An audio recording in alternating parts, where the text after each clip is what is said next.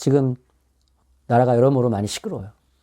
굉장히 이것 때문에 대통령이 탄핵되는 이런 일 때문에 어수선한 이런 상황 가운데서 많이 나라에 대해 걱정하는 분들도 계실 줄로 믿습니다. 1903년 8월에 이러한 글을 이승만 대통령이 썼습니다. 예수교가 대한장래의 기초라는 거예요. 그러면서 한 부분입니다. 우리나라는 지금 어려운 처지에 놓여 있습니다. 이 시대의 대한제국의 이 처지는 나라가 지금 일본에게 1905년도면은 외국권을 백탈당하고 1910년이면은 나라를 빼앗기는 그러한 나라가 지금 침몰해가는 그런 상황이란 말이에요. 청일전쟁, 러일전쟁을 통해서 이제 일본이 이 전쟁을 이기면 그러면 일본의 이 청일전쟁, 러일전쟁을 통해서 이 나라의 승자가 조선반도를 장악하는 그러한 지금 처지란 말이에요. 그 전쟁터는 국권을 하나도 사용하지 못한 한반도에서 지금 전쟁이 일어나고 있었단 말이에요. 그런 상황에서 이승만은 감옥에서 아무 소망 없는 나라를 보면서 이렇게 쓴 거예요. 우리나라는 지금 어려운 처지에 놓여 있다는 거예요. 우리보다 더 어려운 처지. 그러나 후손들에게 새로운 희망의 씨앗을 남기기 위해 우리는 변화와 사랑의 정신을 받아들여야 합니다. 기독교는 개인, 가정, 그리고 국가를 구원으로 이끄는 가장 좋은 길이라는 거예요. 이 가르침을, 이 복음을 가르치고 전파한다면 지금의 고난은 희망의 시작이 될 거라는 겁니다. 이러한 나라의 정말 어두운 상황에서 나라를 잃어버리게 되는 그런 소망 없는 상황에서 이승만 대통령은 이 복음을 전하는 것만이 이 나라와 민족의 소망이고 희망입니다. 그 희망의 씨앗을 심는 것이 바로 복음을 전하는 거라는 거예요. 예수 그리스도의 복음은 우리 마음속에 먼저 뿌리를 내려야 하며 그 다음에 이웃과 사회로 전체로 뻗어나간다는 거예요. 이 복음이 우리 한 사람의 심령에 새겨질 때, 한 사람이 변화가 일어날 때, 그것이 바로 이승만 대통령이 한성 감옥에서 경험했던 바인 거예요. 이 복음이 전해지니까 자기 자신의 심령이 변화되더라는 거예요. 내가 새로워지고 변화되니까 한성 감옥이 새로워져서 그곳이 그렇게 그 당시에 정치범들이 끌려와서 수많은 사람들이 거기서 죽고 목베임을 당하고 그렇게 고문을 당하고 가장 정말로 어두운 곳에 정말 그런 장소에서 복음이 전해지니까 그곳이 나중에는 기도실이 되고 성경 공부를 하는 그러한 신학교가 되고 그리고 도서관이 되고 나중에는 그것을 선교사님들은 복당이라고 불렀어요. 그것은 복이 있는 것이 아니었어요. 그 저주받은 그런 정말 상황 같은 그런 조선 땅에서 그 안에서도 가장 열악하고 가장 인권 탄압과 폭력이 난무했고 죽음이 난무했던 그곳이 복당으로 변했다. 어떻게? 이승만 대통령에게 복음이 전해지고 하나님 나라의 성령이 그에 임하면서 이루어진 일이에요. 그것을 그는 경험했기 때문에 이 복음이 전해질 때 이 대한제국도 이 쓰러져가는 이 나라도 이 한성감옥처럼 변화될 수 있다는 것을 그는 바라보고 있었던 거예요. 이 복음이 전해지면 이렇게 우리나라가 힘없고 나라가 위태위태한 상황이지만 그 시대 가장 강력한 제국이었던 영국과 미국과 같은 나라가 될 것이라는 것을 바라보고 있었다는 것이죠. 왜냐하면 영국, 미국도 그런 나라였으니까. 근데 오늘날 우리나라 어떻게 됐습니까? 그런 나라의 그런 100년 이상이 지난 시점, 그런 나라의 영광을 우리는 보고 있잖아요. 지금 작은 위기가 왔지만 우리는 이승만이 보았던 이 꿈과 비전, 복음의 사명과 비전을 우리 교회는 다시 한번 품어야 되는 거예요. 복음이 전해지면 사람이 변화되고 그 지역과 나라와 민족이 변화되게 됩니다. 그것이 교회사가 증명하는 바예요. 그 결과 사람들은 서로를 희생하고 사랑하며 살아갈 것이고 점차 세상은 더 나은 곳으로 변화할 것입니다. 이러한 변화 속에서 우리는 개인과 가정, 국가의 모든 면에서 구원을 얻고 마침내 천국과 같은 사회를 이루게 될 것입니다. 오늘 우리가 해야 할 일은 작고 미약해 보일지라도 정성으로 이 복음의 씨앗을 심는 것입니다. 그 열매는 하나님께서 이루어 주실 것입니다. 이 복음이 전해지면 한 사람의 개인 구원으로 끝나는 게 아니라는 겁니다. 한 사람이 변화되고 구원받은 사람들이 정치, 경제, 사회, 문화, 예술, 스포츠 모든 영역에 들어가게 되면 그것이 변화되게 된다는 거예요. 복음이 가정에 들어가면 가정이 변화되는 거예요.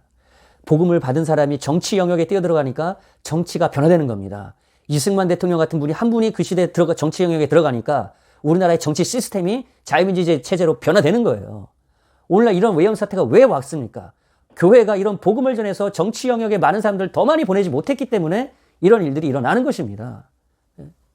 우리는 더 많은 다음 세대의 우리 자녀들을 복음으로 양육해서 가정에, 가장으로, 그리고 정치의 지도자로, 자신의 권력과 유익을 위해서, 권력을 쟁취하기 위해서 모든 수단과 방법을 가리지 않고 권모술수를 만들어서 사용하는 그러한 정치가들이 아닌, 정치가의 제1사명은 사회적 약자와 어려움을 당한 사람들, 자유가 없고 권리를 잃어버린 사람들의 대언자가 되어주는 것이, 그런 섬김의 리더십을 보여주는 자들이, 그것이 정치가예요. 성경이 말하는 정치가는 바로 그것입니다. 우리가 지금 그런 사람들을 찾기가 어렵기 때문에 이런 어려움을 지금 봉착한 겁니다. 그렇다고 우리가 그러면 좌절만 하고 있을 것이냐? 아니라는 거예요. 지금부터 우리는 복음을 씨앗을 심고, 다음 세대에 특별히 복음의 씨앗을 심고, 이들이 정말 자라나서 사회 각 영역에서 하나님의 빛을 발할 수 있는 다음 세대의 지도자들을 양성하는 일들을 우리는 해나가야 된다는 거예요. 이 시대에 한국에 오셨던 선교사님들이 그 일을 하셨고, 초대교회, 우리 한국의 초대교회의 지도자들이 바로 그 일을 했어요. 복음을 전하고, 그리고 교회를 세우고, 교회가 학교를 같이 운영하면서 다음 세대 지도자들을 양성해냈다는 겁니다. 이승만이 바로 배제학당에서 그런 결과를 거기서 얻었잖아요. 그 아펜젤러, 그 배제학당을 누가 세우셨어요? 아펜젤러 선교사님이 그 배제학당을 세웠잖아요. 거기서 얼마나 많은 지도자들이 거기서 나왔습니까? 거기뿐만이 아니죠. 일제치하에서 수많은 기독교 학교를 세워서, 그 당시에는 학교가 없었으니까, 아니면 일제치하의 학교니까, 일본의 제국의 신민으로서 만드는 그런 학교밖에 없었단 말이에요. 오늘날의 학교도 그 기원이 똑같이 영국의 제국의 그런 시민, 그 나라의 시스템에 잘 따를 수 있는, 그리고 그 군대의 규율을 따라서 군인으로 보낼 수 있는 그런 사람들을 만들기 위해서, 그 통치 시스템을 위해서 학교 제도가 시작됐단 말이에요. 그래서 오늘날의 공교육 체제 시스템은 하나님 나라의 시스템이 아닙니다. 그래서 거기에 반하는 그런 복음의 체제를 가진, 복음을 받은 그 기독교인들이 선교사님과 함께 기독교 학교를 세워서, 교회와 함께 기독교 학교를 세워서 이끌어 갔던 거예요. 그래서 오늘날의 대한민국의 초석을 그들이 놓았던 겁니다. 1904년도에는 대한교우들이 힘쓸 일이라고 하는 이 한 가지만 제가 더 소개를 해드리고 싶어요. 지금 대한의 신락 같은 혈맥은 오직 예수 교회에 달려있다는 거예요. 소망이 교회밖에 없다는 거예요. 군사력을 키워야 된다, 누구와 우리가 정치적으로 연대해야 된다, 이런 얘기를 안 하고 교회가 오직 소망이라는 거예요. 그러나 우리는 이를 얼마나 진지하게 인식하고 있습니까? 일본은 이미 대한의 선교사를 파송해 교회를 설립하고 전도활동을 시작했습니다. 반면 우리는 아직도 내 나라 안에서 전도조차 제대로 하지 못하고 있습니다. 우리 모든 교우들은 이제 나서야 합니다. 진리를 알지 못하는 사람들에게 복음을 전하고 그들이 우리의 동포와 나라를 구원하는 일에 동참하도록 해야 합니다. 성경의 진리를 전국에 전파해 모든 사람이 지금의 처지와 구원의 길을 알도록 해야 합니다. 온 국민이 함께 충분 애국하며 자주독립의 길을 걸어갈 때 우리의 걱정과 부족함은 사라질 것입니다. 이제는 행동할 때입니다. 모든 교우들이 한 마음으로 힘쓰며 나아갑시다. 이것이 대한교우, 우리 나라가 쓰러져가는, 나라가 지금 패망의 길로 가는, 쇠망의 길로 가는 그런 가운데서 했다는 것이 바로 이거예요. 우리는 복음을 전해야 돼요. 한 사람 한 사람이 하나님의 나라의 통치 안에 들어오고 변화될 때 가정이 변화되고 사회가 변화되고 정치가 변화되고 문화, 예술, 스포츠 각 영역이 변화되면서 나라가 새로워질 때 그 나라를 통해서 또한 온 열방에 빛을 비추는 하나님의 영광이 드러나게 될 것이라는 거예요. 그것이 이승만 대통령이 한성 감옥에서 20대 후반에 보았던 하나님 나라의 복음의 비전이야. 이 대한민국을 향한. 그리고 우리는 이것을 이제 더 완성시켜 나가야 될 그런 사명이 저와 여러분에게 있고 우리 다음 세대의 자녀들에게 있는 것이에요.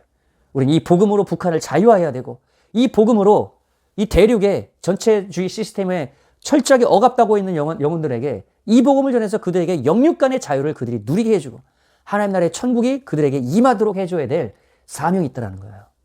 이렇게 하나하나 나라가 변화되어져 갈 때 그때 우리 주님은 다시 오셔서 이 땅에 하나님의 나라를 완성시킬 것입니다. 그것을 대적하기 위해서 적그리스도 영도 역사하고 있고 사단도 강력하게 역사하고 있는 거예요. 저는 그렇게 바라봅니다. 이제 하나님의 나라의 일이 강력하게 전진해 가려고 하니까 악의 영들도 강력하게 지금 그것을 가로막고 있는 거예요. 그러나 복음의 능력, 하나님의 능력은 절대로 사단의 능력을 여러분 파괴시킬 것입니다. 하나님 나라의 능력은 반드시 이 땅을 통해서 전진해 갈 것이에요. 우리는 그것을 위해서 기도해야 됩니다.